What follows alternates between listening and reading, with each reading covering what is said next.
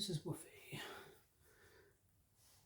He's my little puppy, my little mid-haired chihuahua. Now we are doing chapter 9. It is before. Mufasa and Taka ran together, their hearts pounding as they fled across the meadow. The grasses whipped past them, and the wildflowers blurred together in a haze of colors. Several roars emerged from the distance of the shade tree. Mufasa and Taka stopped and looked over their shoulders, but they couldn't see anything. "We have to move," Mufasa said, locking eyes with Taka. "They'll be tracking us." Mufasa started to run again, but Taka stood unmovingly. The thought of something happening to his parents frightened him deeper.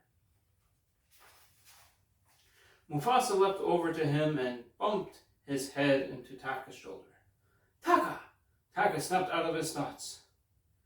"No, maybe they ran away. We should go back to the pride." Mufasa softened his gaze. "There is no going back. You are the pride now. You are Abasi. You are Eshe." Mufasa felt exactly as Taka did, but now Mufasa had to step forward and carry out Eshe's wishes. They were no longer young cubs. They were on the verge of adulthood and had been trusted to carry the pride's legacies. Taka's mouth wobbled. What if you're wrong? What if they're okay?"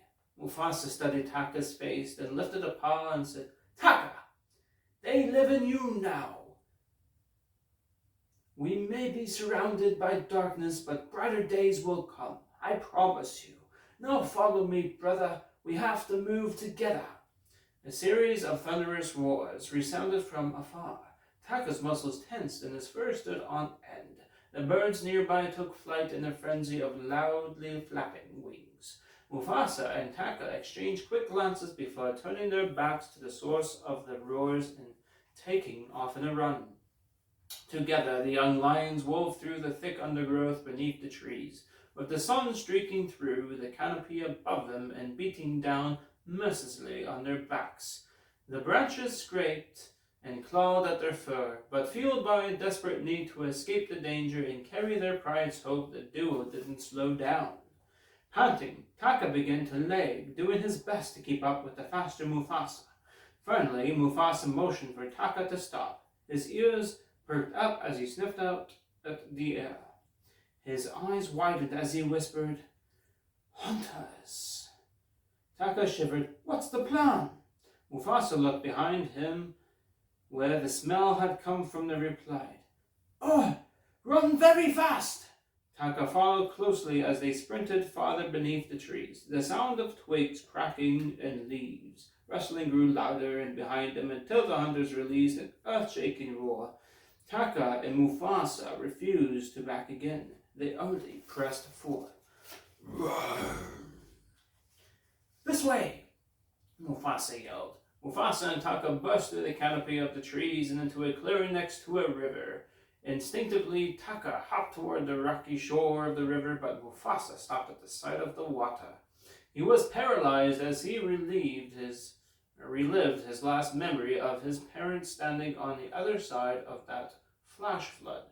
Mufasa's heart pounded. He took a few steps away and pleaded, "Back to the trees."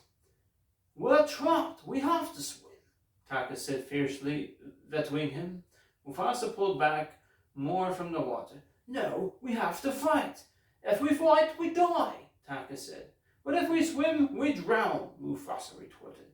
Taka sighed, trying to find words to get Mufasa to agree. His eyes lit up as he said, "Okay, I didn't want to do this, but I command you to swim." "You what?" Taka puffed out his chest. "You pledge your loyalty? I command you to swim." Mufasa's face hardened like a stone. "Taka, this is not the time for jokes." A roar cut through their conversation short. A group of white lions emerged from the trees, Kiros among them, and his eyes narrowed into slits as he gazed at Mufasa and Taka. Kiros roared once more. "Which one of you killed my son?" Mufasa had pledged to protect Taka's life. He stepped forward. "I did," he said. "This lion is with me and is nothing but a stray. Let him go." The other is now astray, Akio said. The white lion started crossing the length of the meadow, getting closer by the second. Amara sniffed the air once and added, He holds the blood of the pride. Curious wiped the blood around his mouth with his tongue and said, Last blood of a king. He turned to the hunters and roared, Blood for blood! The two hunters leapt toward Mufasa and Taka. The young lions dashed toward the river, the white lions on their heels. As the white lions cut them off, Mufasa swallowed his fear and leapt into a boulder in the river. Then he leapt to another, carefully crossing the river like he was competing a tactical agility race. Taka followed right behind him, using the same path. They made their way across the river at the top of the falls. Mufasa shivered at the sight of water sending a new terror through him, but the thought of whom he needed to protect helped him move past his fear, and he continued forward, evading the white lions. The white lions started leaping from boulder to boulder. Their strides were wide and powerful, and they made their jumps effortlessly. When Mufasa and Taka reached the river's edge, with the hunters hot on their heels, they found themselves on a rocky plateau atop a waterfall, a 400-foot sheet of falling water cutting off their path. Taka's eyes flickered nervously over his shoulder. They're coming! Mufasa scanned their surroundings for a way to escape. He gasped as an idea occurred to him. We have the advantage. Taka squinted. What advantage? We're on a rock in the middle of the water. The white lions approached the edge of the island as Mufasa said, Taka, this is it. We go for the king. Mist rose up from the massive waterfall behind them. Mufasa locked eyes with Kiros a few feet away. Taka whispered, Mufasa, I'm ready. Just one last thing. What? Mufasa silently. Taka whispered, a quick chin up! He clamped Mufasa by the back of his neck and pulled them both over the edge. Mufasa wheezed, Taka! This was a bad idea! Cried Taka as they hurled down the waterfall. Taka and Mufasa clung to each other in a tangled mess, screaming their lungs out. The deafening roar of the water filled their ears as they plummeted down the seemingly endless drop. Taka's face contorted as he braced himself for the impact with the water. The brothers crashed into the churning pool, and the raging fall submerged their lions. Taka slammed to the sandy bottom, and Mufasa was tossed under a rock shelf. Mufasa became motionless as his body plummeted under the surface of the water, his mind a tempest of thoughts and emotions. The last time he had been trapped underwater was that fateful day when he was a cub. Fear still clutched at his soul, and the weight of the water pressed down on him, a suffocating sensation all too familiar. But then the force of the water shot them both back above the surface. They gasped for air until they found a floating fallen branch to grasp onto. Kiros watched them from the island at the top of the waterfall, nodding as he saw them struggle.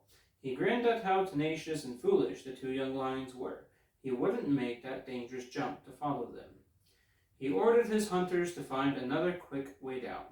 Mufasa and Taka took one look at each other's drenched coats and broke out into fits of delirious laughter, fueled by adrenaline. They built off each other as they yelped in glee at escaping so narrowly. Mufasa, we're alive! Cried Taka. I did it! I saved us! Before Mufasa could reply, he caught sight of a looming figure emerging from under the water. The waterfall's dense mist made it difficult to discern the creature's features, but its size was undeniable. As it grew closer, Mufasa knew for sure it was a white lion soldier. You were saying? Mufasa asked Taka. The white lion rose out of the mist and swam toward them with teeth bared, ready to strike. Then a flash of long green bodies, crocodiles with their jaws open, emerged from the depths. They attacked the white lion from all sides, dragging it underwater in mere seconds. The crocodiles approached Mufasa and Taka next. With snapping jaws, suddenly the raging waterfall severed in half, and the branch the brothers clung to, and the swirling current pushed them away from the action just in time. Mufasa and Taka screamed as the churning waves carried them until they emerged into a shallow water. Okay, said Taka. No more water. At the top of the falls, Kiris, Amara, and Aku stood on a plateau. Kiris thought, Tell me, you can track them down the river. Amara spewed out aloud. We can track them anywhere.